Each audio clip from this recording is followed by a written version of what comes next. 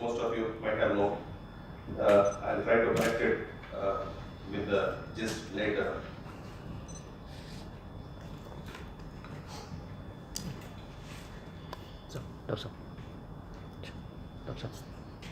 So you would have known this story. It's a very popular story. I had even blogged about it some time back. This is the story of a lion that lived in the forests of Bandipur, very happy, hunting gazelles.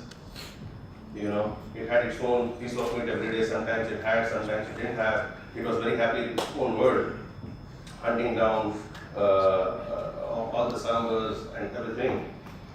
Until one day, it found an ad in the Times of India that said that wanted a lion for a zoo garden in Saudi Arabia.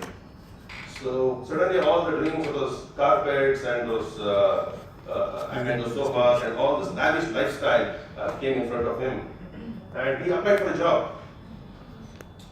And as usual, he paid the agent, and he went through, and then he landed in the land of Saudi Arabia, and he jailed himself. So it was all nice, just the dreams have come true. And as a welcome gesture, he was served bananas. So now the lion thought that maybe this is the way the sheikhs welcome the lion. Without complaining, he had the bananas on day one. And then the show started, and he started doing all the gestures, and the footfalls increased on day one. And then it was the second day. After a busy day of giving all the poses of the lion, he was again served the bananas. And even something like this, a little upset, but still he thought maybe it's the culture of the Middle East to welcome the lion with bananas. Then came day 3, and again he has served bananas. Arab usko gussa aa gaya. He got very angry. He said, I need to talk to the curator of the zoo. The curator arrived, the big sheikh, and he told him, see boss, I am the lion and I am being served bananas. What's this? I came here because I don't have to hunt and I'll have a royal life. So the curator said, let me see your papers. The curator called for the papers, and when he checked the papers, he told him, see, there is nothing wrong.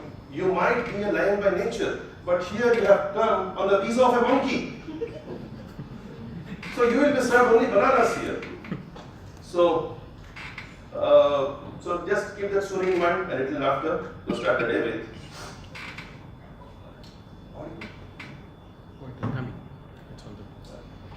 Right, let me go. So, does anyone know?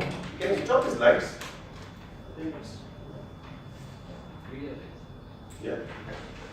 This is the video light. No. That's the light from the video. Does anyone know what is this? I don't have a pointer here. What is that? Sorry? Anything else? Painting. From architectural point of view? Okay, fine. Anything else? No? Okay, let me just put another one to make it much more clear. What we see on the top between those, four slant pillars kind of things? This one? Here? What is this? Anyone knows what is this? It's a light. Okay. Light is here, sir. Okay, fine. A decade back I was in Spain and I was traveling Europe. I came across this. And it's an amazing lesson. Now, this is called as the Keystone. This is architecture. Okay?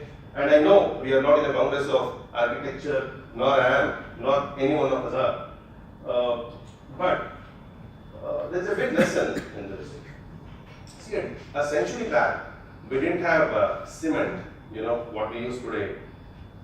And all the buildings used to be made of stone, sand, and limestone.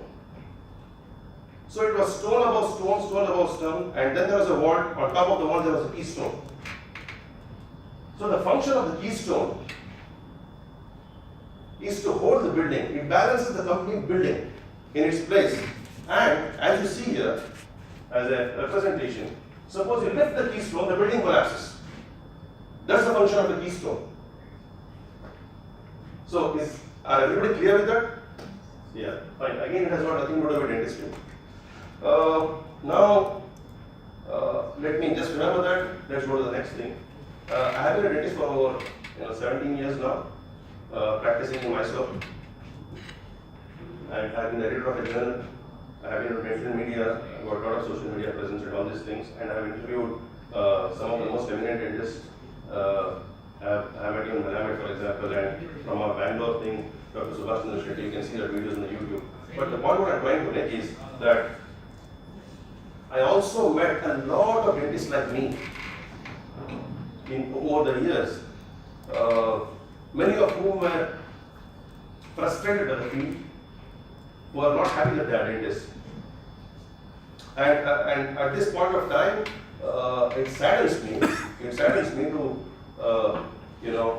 as all of you might have been reading the newspapers, in the last 3 to 4 months, we had this few dentists committing suicide from August to December. I think the last one was on December 6th, something that happened in Bombay, right? So, and the reason cited there was professional frustration. And I think all of us are responsible for not having been able to do anything for them. I think it's a moral responsibility that they were our younger brothers, sisters, and we couldn't do anything for them. And I think we should pay respect a couple of seconds for them. It was really sad to read that. So now, all our dentists here, some are surgeons, some are in hospitals, some are in colleges, and whatever we are doing, but ultimately, as dentists, all of us are practicing. How many of you are dentists here? I see only one person. I was just seeing the attention, See, everybody has got a role to play. Today, my role is to speak and your role is to play. And I want to finish my role before you finish yours. So, I hope that, okay. So, today's program copy is in front of you. How many of you think this is a General Dentistry Congress? How many of you think this is a multi-speciality Congress? Okay. See, all of us, the organizers, we put forward a lot of mental work to come with these topics what we are seeing in front of you. Okay. There is a lot of scientific backing for this, although it looks very arbitrary. And why I spoke about the keystones is, today's Congress is about the keystones of successful practice management. We have heard practice management sessions many times. I myself have spoken many times. It's about the beautiful reception, the air condition, the nice chair, the nice perfume, and the ISO certification, and the marketing, and all those things. But today, this Congress of KMD, we are trying to give you a lesson. We are giving a very strong message. The message is the keystones of successful practice management. So the first topic of the day, what we have, the doctor from Malaysia, Dr. Jawad speaking, it's on handling the emergencies.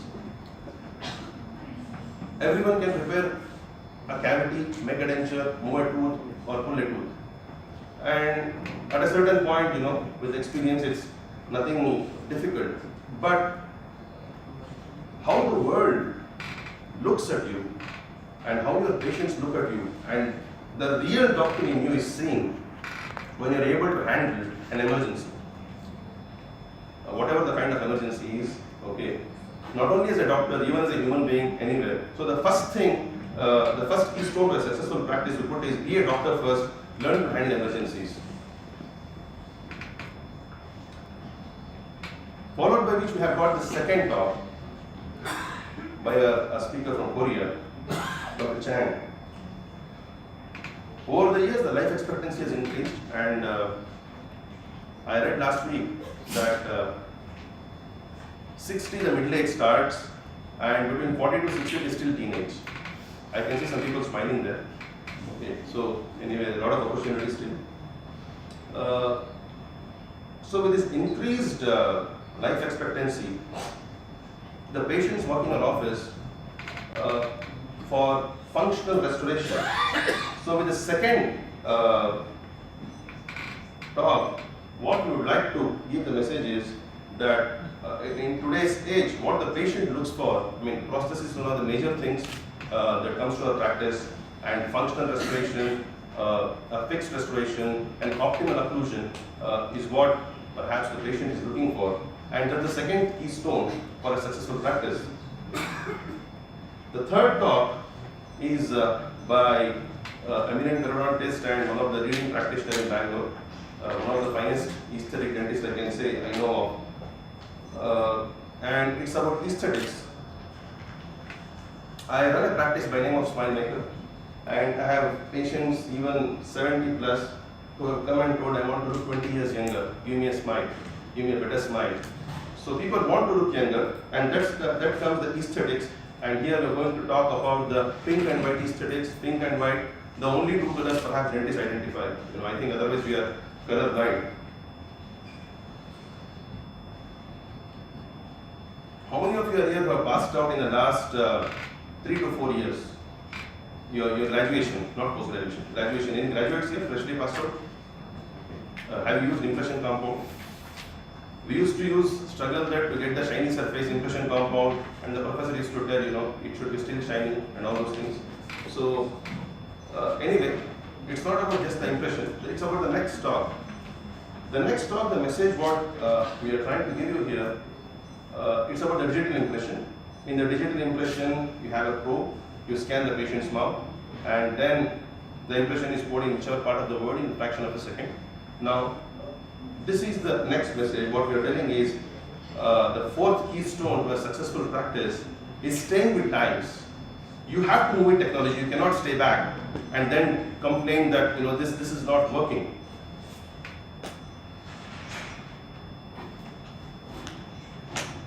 The next keystone is something very close to my heart.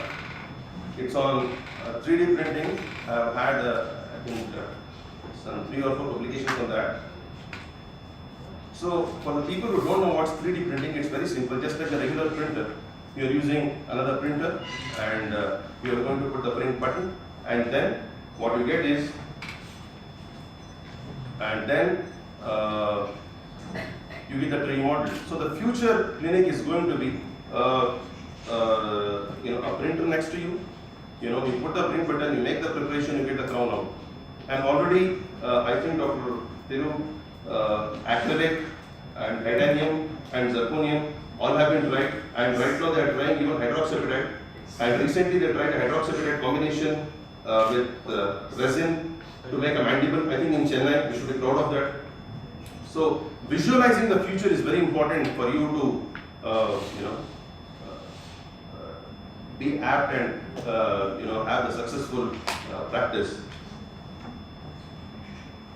Then we have some small talks in the evening, where some of the doctors will be basically showing their skills in endodontics, surgery, and orthodontics. So ideally, I should have put this earlier. Most of the seniors would say that, but since the scheme of events was the whole day, we put the skills later. Okay. So this is the next keystone. And as per the papers in front of you, I have covered all the keystones. Now comes the 7th keystone. Can anyone say what's the 7th keystone? It's not mentioned in your papers. What is it? Anything? Water of time. I'll give you, sir, the opportunity to say that. The 7th keystone, what is very important, is having a mentor. We have amongst us very senior members here, and of late many people say that even in the colleges we don't have the students like we used to be earlier, kind of thing. So having a mentor is very important in life. Whatever age you grow to and whatever you have, this is something that's missing today, and I don't know how many people even believe in mentorship here, have even known the concept. So having a mentor, having a senior person, we have here Dr. Anis, Dr. Yasmin, Dr. Hemant, everyone. having a mentor always throws your, put forwards rather your professional life in the right direction. So that's the next thing. So next I come to what KMD is all about, why how it started. Most of you who are in your 30s and 40s would have seen the evolution of chat. It started from something called as MIRC, then came Yahoo Chat, and then came the Facebook. And this guy then, Jan Kum, came with this WhatsApp. And we were getting a lot of forwards and a lot of groups were being formed. And one day, there were a lot of discussions with many people here. And then sitting in my chamber, we made a group called as KMD. That was the 16th of August 2016, Knowledge of Medicine and Dentistry. It was just sharing dentistry and nothing else, sharing knowledge. There was no politics, there was no religion, nothing. Only share pure knowledge. And in a very short span of time, we had dentists from US, UK to Malaysia, Singapore, and even South Africa who started sharing. And it became extremely active. After that, in a couple of months, we had the first CD. The idea was to share knowledge. And I have strongly believed that knowledge should be free. A certificate can be paid, but the knowledge, at least for a doctor, should be free. The flow of knowledge always brings in a newer thought process. A newer thought process leads to a newer innovation. Innovation, changes the complete system. The jobs are created, and the future, is with that. So, with this thought, we had the first CD program. It was good, packed like this. Second CD program, packed. And then we had the third program in Bangalore in Endo. We had some speakers from outside on the screens. And at the end of the program, we had quite a few people, some must be here, who came to us and said that KMD has changed their lives. It has changed their practice. It has given them more job satisfaction. Their patients are happy. They are getting mentorship right on their telephones. They put the case and ask how to do it, and somebody is telling them how to guide. In the fields of endo or prosthetics or kind of thing. So then we realized that this is getting effective. This is changing lives, and I think that was KMD all about. So it was taking from a thought, to a structure. In the KMD 4, recently we had a couple of months back, we had the participants flying down from Europe to Middle East, okay, and even from different states of India. So the idea called KMD that was put forward and we started doing that had taken a proper shape. And today we are here, and we are thankful to all of you for giving your busy Sunday. We are at the first annual International Congress, and this is how in the future we are going to come up with a lot of things, and a lot of changes are going to come. So what the KMD did here is that the sharing of knowledge is the most important way or the best way of networking with the fellow dentists. We are competitors. I have got my own competitors here who are a few feet away from my clinic, and likewise many of you might be having. But the basic fundamental message we try to give is that the knowledge should be shared. Okay, and that's the only way to look forward to go ahead in this profession. So,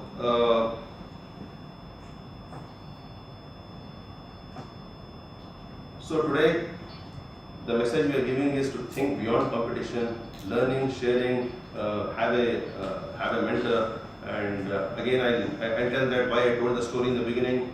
Okay, so if you have the skills and the right approach, then definitely you can have a lion's share. Okay, that was one of the morals from the story. There are many morals that come out. One of the morals is that you need to be updated with the upcoming things, and that is how things are going to change. And I mentioned the keystones. I hope they're fine. So with this, I end my talk. Thank you so much. Thank you so much.